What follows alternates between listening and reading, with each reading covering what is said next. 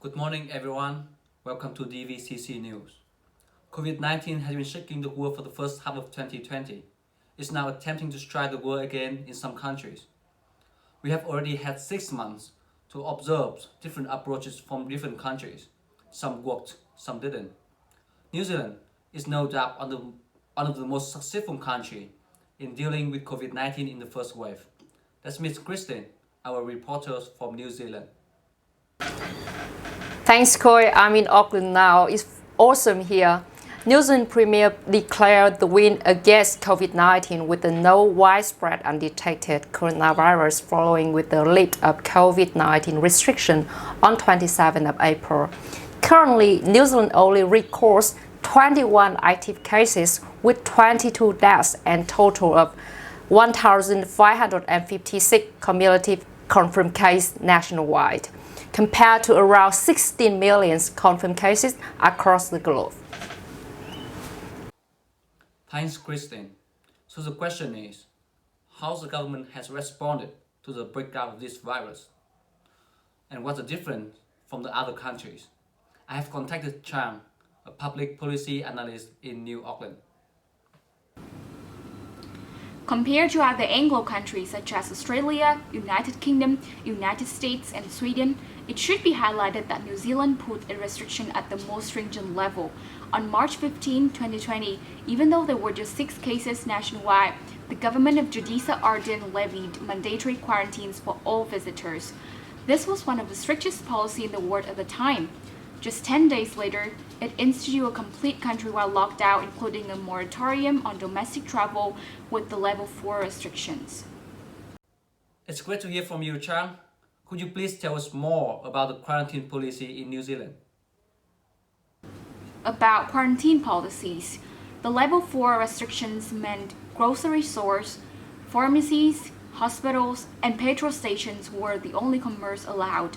Vehicle travel was restricted, and social interaction was limited to within households. Figure 2 depicts clearly the difference of confirmed cases between 2 scenarios, including lockdown alert level 4 and no lockdown. During the era of the new normal, New Zealand is still constantly prepared for the recurrence of COVID-19. The government released a new framework on how it intended to fight the virus in the event of new cases, with elimination still the central strategy. The plan includes continuing to ensure our border and our managed isolation facilities stay as tight as they could be. At this moment, most major cities in New Zealand have sufficient capacity that allows 24-hour room turnaround between guests to allow for health and cleaning requirements between arrivals and departure, supporting for isolation and quarantine plan of the government. Thanks, Trang, for such a detailed analysis. With that level 4 alert, it also means that social and economic activities in New Zealand are greatly affected. Our data reveal that weekly traffic in Auckland has dropped dramatically in April and still struggling finding its way back to the performance before lockdown. Closing border means no more inbound tourists and only New Zealand passport holders are allowed to enter the country. New job advertisement index reveals the downward trend and has no signal of bouncing back. So, what does this mean for the Kiwis economy? Christine.